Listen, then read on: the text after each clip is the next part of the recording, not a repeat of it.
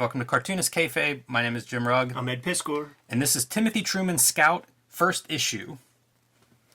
Published by Eclipse Comics. And I believe this is about 1985 that this came out. And I even have an autographed copy here, Ed. You're showing off, man.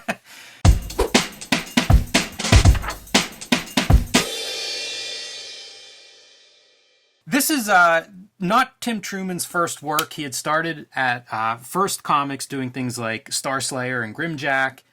Before that, some role-playing stuff. But this is the series that I think kind of puts him on the map, at least as writer-artist. It's one of the top two Eclipse comics as far as I'm concerned, man. It's between this and Miracle Man as being like the best Eclipse comics to see the light of day. And I freaking love this series, man. Of course, I came to it way later. It was an issue of Wizard that introduced me to Scout, and then Wizard's value was just hipping me to different stuff, man. So, the next Pittsburgh Comic-Con, I had Scout in my mind, so when I'm going through those quarter bins, I see some Scout comics, I scoop them up, and I was not disappointed. Yeah, I too come to this after, long after it's done publishing. I can't remember how it crossed my path, but probably I saw this character and was like, that's really cool. Yeah. And interviews with Truman, he talks about whenever this came up, it was kind of like, what would you want to do? What's a dream type book? And he had this idea of an Apache samurai on a motorcycle with a sword on his back.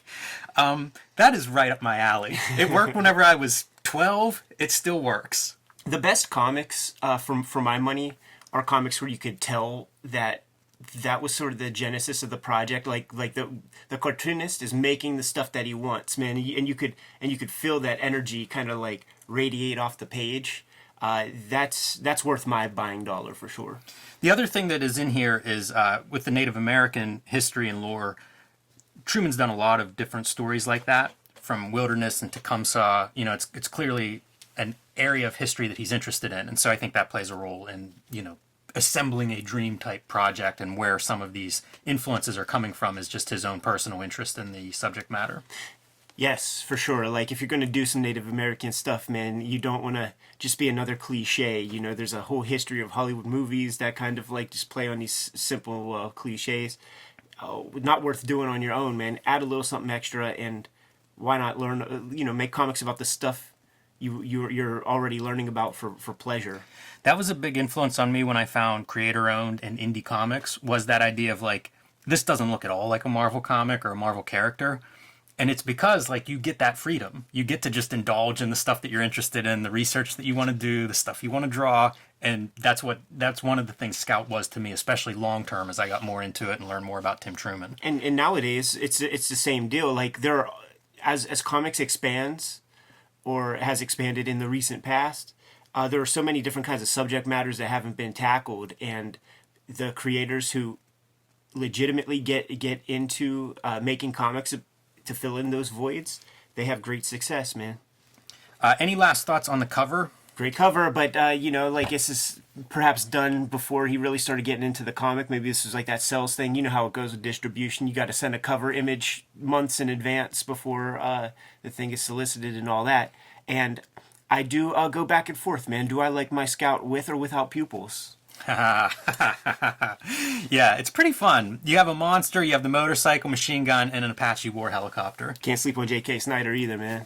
Fashion in action. We will get to that. So let's dive in.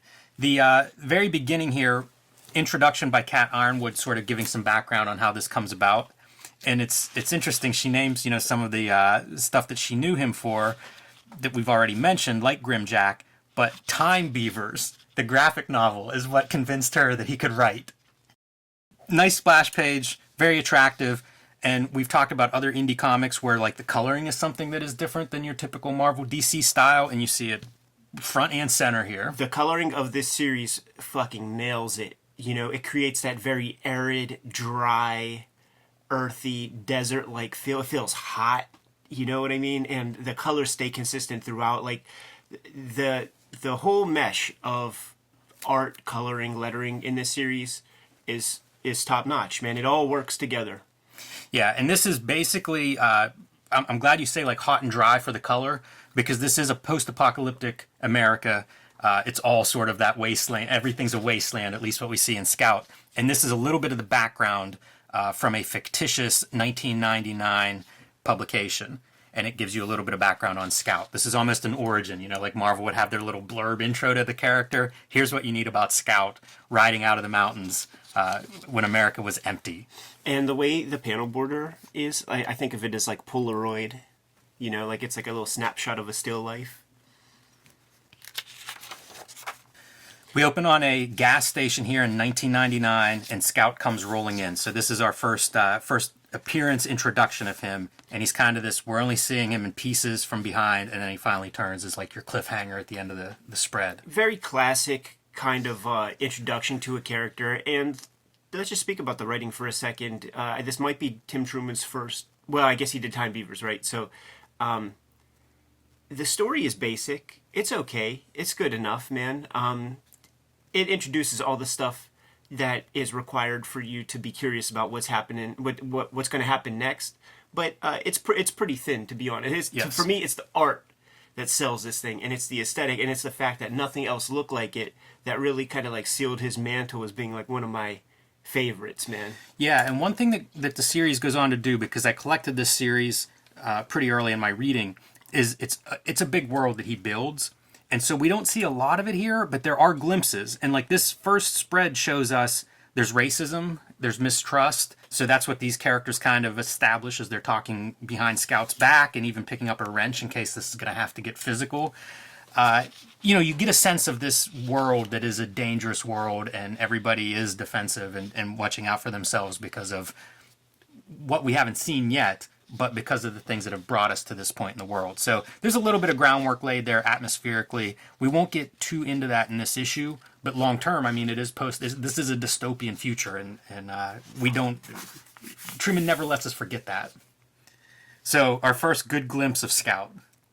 It's a good page. It is a good page. Again, like the character designs are so important to me as a reader when I was younger, especially, but really anytime. I mean, it's a visual media. He needs to look cool. His sense of character design is so unique to him. Like Grimjack, like all this stuff that even the Hawkworld stuff, like the aesthetic, the way that the characters look, and all the little things that adorn their costumes and shit. It's like so unique to Tim Truman, man. Yeah, he's a really interesting cartoonist, and some of his strengths are pretty unique to him. I was listening to a Joe R. Lansdale interview, a guy he's collaborated with a lot, and Lansdale's written, he's a writer, he's written a lot of stuff, he's worked with a lot of artists, and he talks about Truman as being, the characters almost move in the way that he draws, his storytelling techniques. And I've heard other people talk that way, in regards to Tim Truman and his strength as a storyteller. So pretty nice too, like this nice page layout, but equally a nice page layout as a standalone unit where we start with close-up of their eyes and end with close-up of his eyes. And he shoots through here, and those guys are like, what? You missed. I believe Tarantino may have read this before Pulp Fiction. And then out comes the bear that Scout was seeing and shooting. And so in some ways you start to see Scout sees things other people don't. Yes. And again, getting back into the wastelands, and pretty cool as a designer. I think of things like this where you're spotlighting a silhouette against a red setting sun. That's an eye for design. A very dramatic one. Those original Cube boys, and he's not from class number one, but he still was down with Bissett and Veach and Totalbin and those dudes. Like, iron sharpens iron, man. And when it came to the storytelling flow of a page, I would bet you this is something that these guys talked about endlessly with one another. And if that's your crew, you can't be the slouch. You know what I'm saying? Yeah, and speaking of the flow, like you can follow this sun right through the skeleton and into the moon, silhouetting it. It is really nice. It's never a mistake with these guys. He does a lot of these horizontal panels. We looked at Dragon Shang and noted that there. Same thing here. Like, this is not a shape that I use a lot, and I'm always in awe when I look at his comics or revisit them and think, like, maybe I need to think more about these kind of, like, elongated panels, because he does it horizontally and vertically. So he's sleeping under the stars, and he's approached by this bug, which is a spirit that starts talking to him. Yeah, this is one of those classic gimmicks where he has to, starve himself for a couple of days, eat some peyote caps, and freaking start to see visions, man. Yeah, and, he is chosen to go on this mission. And the mission is about 4 monsters, which I guess may be a Native American myth or some kind of story that he's drawing from or referencing a real story and applying it through these comic tropes. And he's hunting down these 4 monsters. I wonder if there are parallels there with like the 4 horsemen of the apocalypse in Christian text. You could say mythology. Yeah, I don't know where like, all these words applied to religions and histories and storytelling. They all kind of overlap that I think mean the similar things, and it's just these histories that we have in reference. And so he is hunting these 4 monsters that are mythical to this story, and in this case, this is the first monster that we're going to encounter. And when you read the text, like Tim leaves some things up for interpretation, but it reads like this guy. Not only is he a pornographer, but probably not of age. Performers. That's sort of how I read a little bit of that stuff. Yes, I agree with you. Until we see the performer to be, and she looks like she. Well, his should be newest 40. one. Yeah, but she's supposed to be 17. I think he might be a politician too. I think that he may also be a politician in this corrupt future world. So he's a bad dude. Hitting it's all the pretty marks. clear that he's a bad dude. Look at this little potato-headed motherfucker, man. Yeah, grotesque as well. Real disgusting. Which is in line with stuff, I mean, it's shades of Fury Road. The guy with the rotted out nose. It's overweight and misshapen. I feel like is always a sign of that gluttonous. It's Rourke from Sin City. And in case we weren't sure, he's not only a pornographer, but also beating the girl whenever she shows any resistance. So. He's about as bad as it gets, and Scout's here to get his pound of flesh. Like, Tim Truman will just do these panels where the character's just standing there, and it's so good looking, man. It really is. It reminds me of the Image comics, almost a decade later.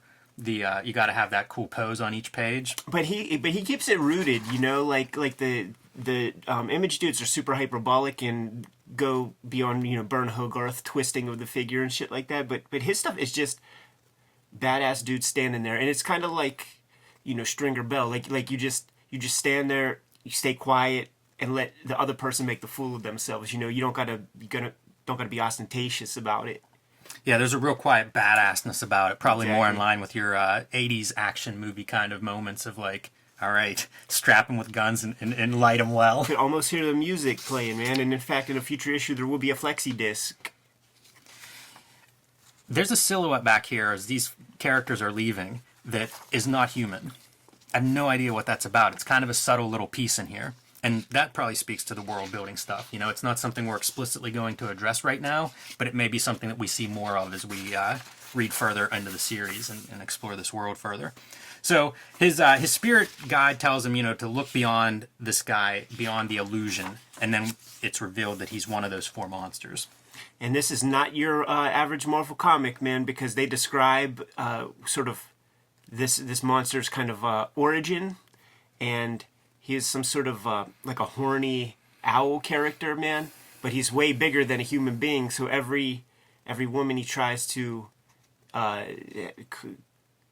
consummate relations with, he destroys their bodies, man, and kills them. So then he cut his own freaking dingus off. So now he's a pissed off eunuch. And you see just the yam bags, man. You just see the yam bag and no fucking root. It's interesting from a conspiratorial point of view. The owl has a lot of weight in conspiracy circles. So the first monster that he faces is this owl monster. Moloch, man. Search Bohemian Grove. Ronald Reagan sacrificing child effigies. Relatively short fight scene. This is the entirety of the fight scene. He eventually drowns him here in conclusion, but that's it. Just 2 pages. Not wasting any time. Which is kind of short if he's got now 3 more monsters to go, and I think we have 24 issues or so of this series, and then War Shaman follows it. We'll give you one to start, man. We'll give you the easy one. The big fat gluttonous oaf that can't move that quick, that doesn't have his freaking pecker anymore. So in the aftermath, he kind of continues on his meditative quest, reflecting on what has happened. The woman who he frees, but inadvertently, I don't think he's there to rescue her as much as he is to kill that monster, comes back, and she too reflects on what has just happened. I think this is a little Wally Wood stroke right here, man. What you can't draw, copy. What you can't copy, trace. Like whatever that statement is, man. That looks like probably grabbed a photo. Pretty well referenced. Yeah. and another monster, by the way. And Scout's telling him, deliver a message, tell them that he's coming for him. So again, setting up the series right now. They're aware of Scout and the mission he's on, so we're going to start to see them now hunting Scout as well. The first issues that I have, like, he pretty much abandoned that little red gimmick on his face, man. Yeah, it doesn't make it through. It turns into more of a headband as the series goes on, which I don't know, maybe makes more sense for the character, but it just looks so cool. I drew a lot of characters with this kind of bandana on their face. Also, Shades of the Turtles mask. honorary fifth turtle, maybe. He sees monsters. And he has a sword. And he has no interest in the woman. He basically, she's liberated as a result of the monster that he was hunting, and then they go their separate ways. Good setup. My first issue was like 8 or 9, and it's the one with the big mech on the cover, and that thing was so cool. I'm not 100% sure that if I would have gotten this from the start, if I would have continued, but I'm sure glad I did, man. So I read issue 1 way after. Like, I would just get these things piecemeal. You know, I'd find them as I could find them at the flea market and all that. Eventually got this baby. Yeah, it's cool. I had the same experience. I definitely didn't get issue 1 too early on. It was whatever I could find, like you. There's one cover I'm super fond of that has a monster truck on it in the background that's really badass. Some of that's probably a result of him finding his footing too, because he's still a very young cartoonist at this stage. Yeah. And this is something that comes up, like Sandman is a series that this comes up a lot, where it's like, it's not best to start at the beginning of that series. And, you know, if this were all it was, I don't think it's very satisfying in its own. But as part of a series, it's a beginning. It kind of lays out what's happening, intro to the character and the world, and you're off and running. As a maker of comics, I really love to read the bibliographies of my favorite cartoonists, because it gives me that knowledge that these guys are growing. Like you, all you have to do, it's very simple. All you have to do is sit down at the table and bust your fucking ass, and you will get better. And that is sort of what I get whenever I read a bibliography of a cartoonist. Same goes for Tim Truman here. You know, now, but by no means is it bad, but it's just simple. You know, Simple is a good word for it. Interesting to think of what this world grows into, and still active today. So continuing on, you know what? We should make one note too. This is, I think, 17 or 18 pages in total. Yeah, that's how Eclipse would do, man.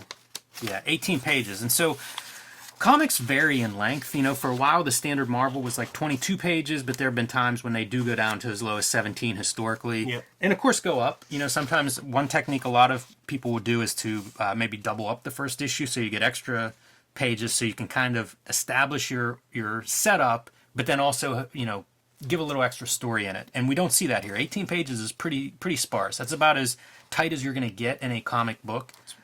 That's why you can only have a 2-page fight scene, man. I guess so, yeah, probably. Ad for Rocketeer, Dave Stevens' Rocketeer graphic album. Big fan of that stuff, man, in the back of Star Slayer. I have all of the chapters that were sort of doled out in the back of all kinds of, like, Pacific anthologies and stuff. That could be something that we cover. Once again, it's beautiful for the art, but, you know, the writing is pretty thin on that.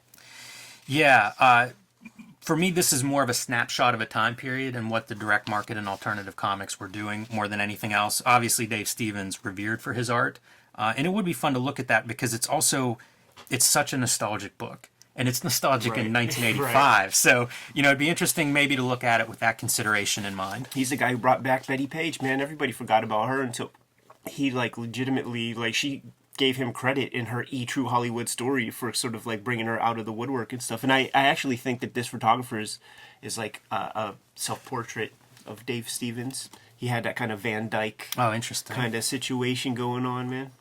Yeah, it'd be fun to look at. In some ways, he reminds me of like a Wally Wood or something where the artwork is just so revered and comes out of the direct market, really. You know, like that's an indie guy his whole career, more or less. Ad for Miracle Man, which we've covered on this station elsewhere, showing kind of Eclipse and their run. And then here's a backup, and this is John K. Snyder's Fashion in Action. Yeah, the art on this is just so cool, man. Probably colored with those stinky alcohol markers. Could be. And whenever I would see color that was divorced from the 4-color Roy Lichtenstein dot process, man. I was immediately attracted to it because it looks like the kind of color, like I would have access to the materials to make the color like this. I wouldn't have access to like the dot. How do they make those dots? Do they have a ruler and measure it out every 2/8 of an inch? Yeah, that was always the mystery, was how perfect everything was in those comics. Even like the feathered lines would have that perfect, like thin, thick, thin, perfectly smooth. They look straight and stuff. And it was like, I don't know how to do any of this. Yeah. This kind of color we take for granted today because now we can color things any way we feel like. But this is pretty revolutionary. Again, this is what a lot of those indie companies would stake their identities on a little bit, is like, yeah, our books cost a little bit more, but look how much better they look. And color was the thing that was obvious, and now it's standard in comics, American comics now. Yeah, the lettering is cool. Like it has an air of coolness to it, man. Yeah, and he leans into that fashion part, which again, most comics, especially at this time, American comics, there was no attention to fashion. It was a bunch of middle-aged dudes hunched over their drawing tables. That's it. So you see a little bit of attention to that kind of thing. That makes me think he should be drawing Dazzler, maybe. and it's tied to action serial as well. So you get kind of a good-looking comic with an action bend. Guns and fashion. What else do you want? That's a great, striking page. Even coloring word balloons is a nice touch. It's a very raw kind of art. He's doing the coloring himself, I believe, right? I don't know. There's no colorist credited, so he has a co-writer. And if he's doing the lettering too, man, that's awesome as well, because I do think that the lettering complements the art a whole lot. J.K. Snyder III, you can't be sleeping on this cat. Yeah, another thing that he did with Tim Truman is Prowler. Yeah. It was another series that came a little bit later. I don't know why I used to be able to find this stuff at flea markets of all weird places, but maybe after the glut, the direct market That's how it always glut. is, man. It's how it always is. I was a part of 2 friggin' busts, because I was getting comics like after the black and white bust at the flea markets and the 1991-92 speculator boom. Yeah, and those things do feed into each other. I think the media screen's noteworthy because it says 85. This is pre-Dark Knight, whenever the screens popped up everywhere. Yeah, post-American Flag, though, man. So. Yeah. And this is the money shot to me. This is like an unforgettable image because to me it's like Ditko is in there, man. Like all kinds of crazy influences. It almost reminds me of Suicide Squad movie. Yeah, I've never seen it. I never did either. I saw trailers and images, online, and it just felt like it had these weird color schemes and costumes and, I don't know, far out looking characters. Even the upside down guy. And there were several, besides being backups here, there were some fashion and action specials and stuff. There would be like winter special, summer special, things like that. Dick Tracy reprints. Feels like those have been going on for quite a while. Oh, yeah. In one form or another. Since the 50s, probably. Comics and Sequential Art by Will Eisner. This is the one of the few books about comics, say pre-1990, pre-understanding comics, that really talked about the form itself. Very curious. Like the version I have comes from a company called Poorhouse Press or something like that, man. Not Eclipse. I didn't realize it was an Eclipse. Did Eclipse do distribution for other publishers? Do you remember when yours is dated? I don't. I don't know when this came out. This is copyright 1985, but I don't know if this is the beginning of this or if this is a book that they just picked up rights to that may have come out a little earlier from a different edition. It didn't come out much earlier than that. Like that might be first edition status, man. That's awesome. That's definitely a book we should look at some point. Hugely influential because it was the only book of its of that type for a long time. True. He cornered the market on that for a good bit. Women in the Comics by Trina Robbins and Kat Ironwood. Kat Ironwood is like your editor-in-chief of Eclipse around this time period. And then Trina Robbins, we've talked about, cartoonist, historian, has done everything from underground comics to like Marvel and DC licensed stuff. So Yeah. And then more of the classic strip reprints. And I would guess this goes back to Dean Mullaney, publisher of Eclipse Comics, who is now at IDW doing classic, like American Comics classics. I can't remember the imprint. Yeah, something American Comics Library or something. Yeah, so it's this kind of stuff though, like classic comics being repackaged in very nice editions, and then back issues of what Eclipse is publishing at the time. And I have no idea what Cindy Shade is. Is that Brett Ewins or somebody? It says in the pages of Johnny Nemo magazine. It does look like that. Brett Ewins, maybe even little shades of Brennan McCarthy coloring in it. but I did not recognize it. So I don't know if this actually made it to print or not. P.O. Box Maybe. 3071, Munhall, PA 15120. Man, send us your doubles. It does say copyright Peter Milligan and Brett Ewan, so it may have made it into an anthology or two. So that's Tim Truman's Scout, first issue. If you haven't read this, I would highly recommend it as a series. It definitely is a bigger story. It's an epic, and it's one that he continues to tell to this day. According to his Comics Journal interview, he had 4 volumes planned. So far, 2 have been published. The third one is underway right now, Scout Marauder. So it's a big story, and gets better and better from this first issue on. And he's run very successful Kickstarters on the new Scout series, man. So perhaps, however you get those things after the Kickstarter's fulfilled, figure it out. Yes. Kayfabers, we're out of here. Like, follow, subscribe to the YouTube channel. Hit the bell. We'll let you know when the next videos are available. We're on that race to 20,000 subscribers, man, so get to it. You can subscribe to the Cartoonist Kayfabe e-newsletter at the link below this video. You can find Cartoonist Kayfabe merchandise and t-shirts at the links below this video. Jimmy, we got business to attend to, man. Give them those marching orders. Read more comics.